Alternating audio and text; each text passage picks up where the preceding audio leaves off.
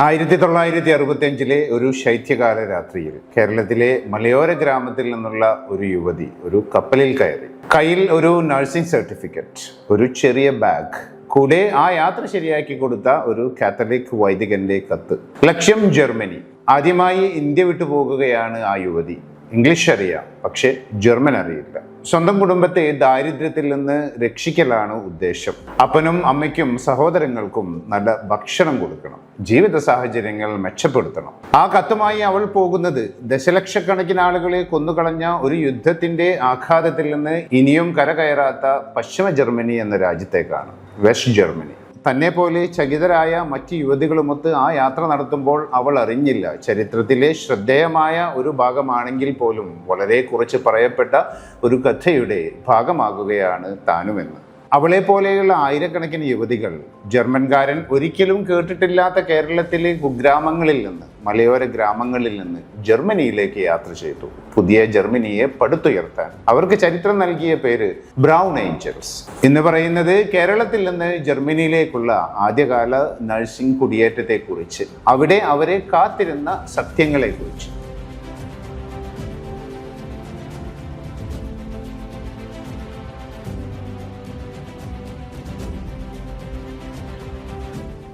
രണ്ടാം ലോക മഹായുദ്ധത്തിന് ശേഷം ജർമ്മനി നേരിട്ടത് ചിതറിപ്പോയ കെട്ടിടങ്ങൾക്കും അടിസ്ഥാന സൗകര്യങ്ങളുടെ അഭാവത്തിനും മേലുള്ള മറ്റൊരു പ്രശ്നമായിരുന്നു, മാനുഷികമായ പ്രതിസന്ധി. ദശലക്ഷക്കണക്കിന് പുരുഷന്മാർ യുദ്ധത്തിൽ മരിച്ചു. മറ്റനവധി ദശലക്ഷങ്ങൾ അംഗഭംഗം സംഭവിച്ചവരോ അനാരോഗ്യം ഭവിച്ചവരോ ആയിരുന്നു. ആ രാജ്യത്തിന്റെ ആരോഗ്യ മേഖല, ആശുപത്രികൾ, വൃദ്ധസദനങ്ങൾ, പുനരധിവാസ കേന്ദ്രങ്ങൾ എന്നിവയെല്ലാം ഏതാണ്ട് ജോലിക്കാരില്ലാതെ ഒഴിഞ്ഞു. യൂറോപ്യൻ സ്ത്രീകൾ ആ ശൂന്യത നികത്തിയില്ല. 1970-കളിൽ പശ്ചിമ ജർമ്മനിയിൽ നഴ്സിംഗ് ജോലി എന്നാൽ രാത്രി ഷിഫ്റ്റും വീക്കെൻഡ് ജോലിയും ശാരീരിക അധ്വാനവുമായിരുന്നു. അക്കാലത്ത് ജർമ്മൻ സ്ത്രീകളോട് സമൂഹം പ്രതീക്ഷിച്ചിരുന്നതുമായി ഇത് നേരിട്ട് കോൺഫ്ലിക്റ്റഡ് ആയി. ആ ആദർശം 3 വാക്കുകളിൽ ഒതുക്കാം: കിൻഡർ, കുഷ, കർഷ. കുട്ടികൾ, അടുക്കള, പള്ളി എന്നിവയിൽ ഒതുങ്ങണമായിരുന്നു സ്ത്രീകൾ. 1970-കളിലെ ജർമ്മൻ സ്ത്രീകൾ ആശുപത്രി വാർഡിൽ രാത്രി ഷിഫ്റ്റ് ജോലി ചെയ്യാൻ അനുവദിക്കപ്പെട്ടവളല്ലായിരുന്നു. അവൾ വീട്ടിലിരിക്കേണ്ടവളായിരുന്നു. അതുകൊണ്ട് ജർമ്മനി മറ്റിടങ്ങളിൽ നോക്കി.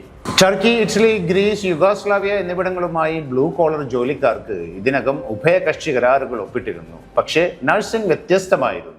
അതിന് പരിശീലനം വേണം, ഭാഷാജ്ഞാനം വേണം, ക്ഷമ വേണം, കൃത്യത വേണം. തുടർന്നുള്ള തിരച്ചിലിൽ ജർമ്മൻ സ്ഥാപനങ്ങൾ ഈ ഗുണങ്ങളെല്ലാം ഒത്തുചേർന്ന സ്ത്രീകളെ കണ്ടെത്തിയത് കേരളത്തിലെ മലയോര ഗ്രാമങ്ങളിലാണ്. ഇന്ത്യൻ ചർച്ച് നേതൃത്വങ്ങളുമായി കൂടിച്ചേർന്ന് അവർ കേരളത്തിലെ മലയോര ഗ്രാമങ്ങളിൽ നിന്ന് ക്രിസ്തീയ യുവതികളെ റിക്രൂട്ട് ചെയ്തു. ഈ സ്ത്രീകൾ അവരുടെ സൗമ്യ സ്വഭാവം കൊണ്ടും ക്രിസ്തീയ ഗുണങ്ങൾ കൊണ്ടും ഈ ജോലിക്ക് ഏറ്റവും അനുയോജ്യരാണ് എന്നാണ് ജർമ്മൻകാർ കണ്ടെത്തിയത്. ആ ചിന്താഗതി തന്നെ ഒരു കഥ പറയുന്നുണ്ട്. ജർമ്മൻകാർക്ക് വേണ്ടത് അഭ്യസ്തവിദ്യരായ ജോലിക്കാരെ മാത്രമായിരുന്നില്ല. യൂറോപ്യന്മാർ ഇതിനകം നിരസിച്ച അവസ്ഥകൾ കൊണ്ട് നിറഞ്ഞ, അവയെല്ലാം അംഗീകരിക്കുന്ന, വിദ്യാഭ്യാസമുള്ള, അനുസരണാശീലരായ, ശാന്തരായ യുവതികളെയായിരുന്നു. കേരളം അത് വേണ്ടുവോളം ജർമ്മനിക്ക് നൽകി. വലിയ സർക്കാർ കരാറുകളൊന്നും ഉണ്ടായിരുന്നില്ല, നയതന്ത്ര ബഹളങ്ങളുമില്ല. ഈ കുടിയേറ്റം ആരംഭിക്കുന്നത് കാത്തലിക്ക സഭയിൽ നിന്നായിരുന്നു. ജർമ്മൻ കാത്തലിക്ക സ്ഥാപനങ്ങൾ കേരളത്തിൽ നിന്നുള്ള കന്യാസ്ത്രീകളെ സഭ നടത്തുന്ന ജർമ്മൻ ആശുപത്രികളിലേക്കും ആരോഗ്യ കേന്ദ്രങ്ങളിലേക്കും കൊണ്ടുവന്നു. ഈ ശ്രമങ്ങളുടെ കേന്ദ്രബിന്ദുവായിരുന്നു നിർമ്മല അസോസിയേഷൻ, ഇന്ത്യൻ വൈദികരെയും ജർമ്മൻ കാത്തലിക് സ്ഥാപനങ്ങളെയും ബന്ധിപ്പിക്കുന്ന ഒരു ശൃംഖല. 1971 ഒരു നയതന്ത്ര സംഭവത്തെ തുടർന്ന് നിർമ്മല അസോസിയേഷൻ ഔദ്യോഗികമായി അവസാനിച്ചു. പക്ഷേ അവർ ആരംഭിച്ച കുടിയേറ്റ ചലനം നിന്നില്ല. ഒരാൾ ജർമ്മനിയിലെത്തിയാൽ അടുത്ത ആളെ കൂട്ടിക്കൊണ്ടുവന്നു. ഒരു ചെയിൻ മൈഗ്രേഷൻ. 1976 ആയപ്പോഴേക്കും അന്താരാഷ്ട്ര കത്തോലിക്ക ക്ഷേമ സംഘടനയായ കാരിത്താസ് ജർമ്മനിയിലെ കേരളീയ നഴ്സുമാരുടെ എണ്ണം 4000 കണക്കാക്കി. പിന്നീട് ഒടുവിൽ ഏകദേശം 6000 കേരള സ്ത്രീകൾ പശ്ചിമ ജർമ്മനിയിലെത്തി. അവിടെ നഴ്സിംഗ് പരിശീലനം നേടി. 1970-കളിലെ ജർമ്മനിയിൽ ഒരു ബ്രൗൺ ഏഞ്ചൽ ആയിരിക്കുക എന്നത് ഒരു വ്യത്യസ്തമായ അവസ്ഥയായിരുന്നു, കേരളത്തിൽ നിന്ന് വിഭിന്നമായത്. ഭാഷ അറിയാത്ത ഒരു വിദേശ രാജ്യത്ത് ചെന്നിറങ്ങുക, സ്വന്തം ഭക്ഷണം, കുടുംബം, രീതികൾ എല്ലാം പിന്നിൽ ഉപേക്ഷിക്കുക. ആശുപത്രി വാർഡുകളിൽ ആരും ഇഷ്ടപ്പെടാത്ത രാത്രി ഷിഫ്റ്റുകളിലും വീക്കെൻഡുകളിലും എല്ലുമുറിയെ പണി ചെയ്യുക, എല്ലാം കുടുംബത്തെ രക്ഷിക്കാൻ വേണ്ടി. പിന്നീട് ഈ ജർമ്മൻ നഴ്സുമാരിൽ ചിലർ വിവാഹം ചെയ്തു. സ്വന്തം നാട്ടിൽ നിന്ന് നഴ്സായ ഭാര്യയുടെ പേരിൽ വിദേശത്തേക്ക് പോകാൻ ആഗ്രഹിക്കുന്ന ചെറുപ്പക്കാരെ. 1970-കളിലെ ജർമ്മൻ കുടിയേറ്റ നയം പ്രകാരം ആ ഭർത്താക്കന്മാർക്ക് വന്നതിന് ശേഷം 4 വർഷം വരെ ജോലി ചെയ്യാൻ അനുവാദമില്ലായിരുന്നു. 1977 വരെ ജർമ്മൻ നിയമം ജർമ്മൻകാരായ ഭർത്താക്കന്മാർക്ക് ജർമ്മൻ ഭാര്യമാരുടെ ജോലി തടയാൻ അനുവദിച്ചിരുന്നു. ജോലി വൈവാഹിക കടമകളെ ദോഷകരമായി ബാധിക്കുന്നുവെന്ന കാരണത്താൽ. പക്ഷേ കേരളത്തിലെ നഴ്സുമാർ ജോലി ചെയ്താണ് കുടുംബം പോറ്റിയത്. അതുകൊണ്ട് തന്നെ ഭർത്താക്കന്മാർ ആശ്രിതരായി വന്നു, ഭാര്യയുടെ ശമ്പളത്തിൽ ജീവിക്കേണ്ടവരായി. പല ഭർത്താക്കന്മാരും തങ്ങളുടെ അവസ്ഥയിൽ ലജ്ജ അനുഭവിച്ചു. തങ്ങളുടെ ഭാര്യമാർ ജർമ്മൻ പുരുഷ സഹപ്രവർത്തകരുമായി അടുത്തിടപഴകുന്നത് അസൂയയോടെ കണ്ടു. പല കുടുംബ ബന്ധങ്ങളും വിവാഹമോചനത്തിൽ അവസാനിച്ചു. ആദ്യത്തെ 4 വർഷങ്ങൾക്ക് ശേഷം സ്വന്തം നാട്ടിലെ ബന്ധനങ്ങളിൽ നിന്ന് രക്ഷപ്പെടാൻ ആയിരക്കണക്കിന് കിലോമീറ്ററുകൾ സഞ്ചരിച്ച ഈ സ്ത്രീകൾ കണ്ടെത്തിയത് ഭർത്താക്കന്മാർ കൊണ്ടുവന്ന ലഗേജുകളിൽ അവരോടൊപ്പം തങ്ങളുടെ ബന്ധനങ്ങളും വന്നു എന്നായിരുന്നു. ജോലി ചെയ്യാൻ ഭർത്താവിന്റെ അനുമതി ആവശ്യമായിരുന്ന 1970-കളിലെ ജർമ്മനിയിൽ പ്രായോഗിക അർത്ഥത്തിൽ ഇവർ മിക്ക ജർമ്മൻ സ്ത്രീകളെക്കാൾ കൂടുതൽ സ്വതന്ത്രരായിരുന്നു എന്നത് മറ്റൊരു കാര്യം. പശ്ചിമ ജർമ്മനിയുടെ യുദ്ധാനന്തര സാമ്പത്തിക അത്ഭുതം വുൾഷാഫ്സ് വണ്ടർ ചരിത്ര പുസ്തകങ്ങളിൽ ആഘോഷിക്കപ്പെടുന്നു. ജർമ്മനി ചാരത്തിൽ നിന്ന് ഉയർന്ന് 2 പതിറ്റാണ്ടിനുള്ളിൽ യൂറോപ്പിന്റെ സാമ്പത്തിക ശക്തിയായി മാറി.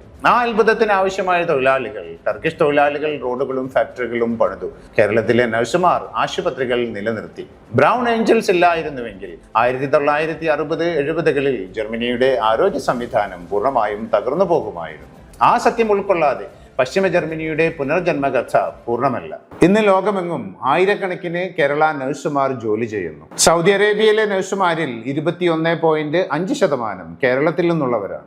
UAE-യിൽ 15%, കുവൈറ്റിൽ 12%, Canada, UK, Australia, Ireland, Israel. കേരളത്തിലെ നഴ്സുമാർ ചേക്കേറുന്ന ഇടങ്ങളുടെ എണ്ണം നീണ്ടുപോകുന്നു. യൂറോപ്പിലെയും ഗൾഫിലെയും ആരോഗ്യ സംവിധാനങ്ങൾ ഏറെക്കുറെ നല്ലൊരു ശതമാനം കേരളത്തിലെ നഴ്സുമാരെയാണ് ആശ്രയിക്കുന്നത്. ഇതിന്റെ വില കേരളം നൽകുന്നത് മറ്റൊരു തരത്തിലാണ്. സ്വന്തം സംസ്ഥാനത്ത് ജനങ്ങളെ ശുശ്രൂഷിക്കാൻ അതിവൈദഗ്ധ്യം ലഭിച്ച നഴ്സുമാർ ഇല്ല എന്ന അവസ്ഥ കൊണ്ട്, ഉണ്ടെങ്കിൽ തന്നെ അവർക്ക് നല്ല ശമ്പളമില്ല എന്ന അവസ്ഥ കൊണ്ട്. 2021 ഡിസംബറിൽ ജർമ്മൻ ഫെഡറൽ എംപ്ലോയ്മെന്റ് ഏജൻസി കേരളവുമായി ഒരു ഔദ്യോഗിക നഴ്സിംഗ് റിക്രൂട്ട്മെന്റ് കരാർ ഒപ്പിട്ടു.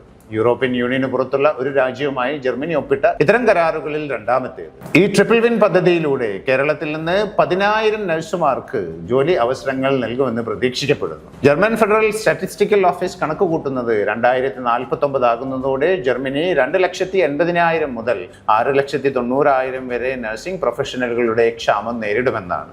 ജർമ്മനിയുടെ ഉത്തരം ഒരിക്കൽ കൂടി കേരളമാണ്. പക്ഷേ ആരും ചോദിക്കാത്തൊരു ചോദ്യമുണ്ട്. ജർമ്മനിയെ പുനർനിർമ്മിക്കാൻ ഏറെ സഹായം ചെയ്ത ആദ്യകാല ബ്രൗൺ ഏഞ്ചൽസിന് ജർമ്മനി എന്താണ് പകരം നൽകിയത്? ജർമ്മനിയിൽ മാത്രമല്ല, ഒരു രാജ്യത്തിലും നഴ്സുമാർ ചരിത്ര പുസ്തകങ്ങളിൽ രേഖപ്പെടുത്തപ്പെടുന്ന നാമങ്ങളല്ല. അതാണ് വിരോധാഭാസം.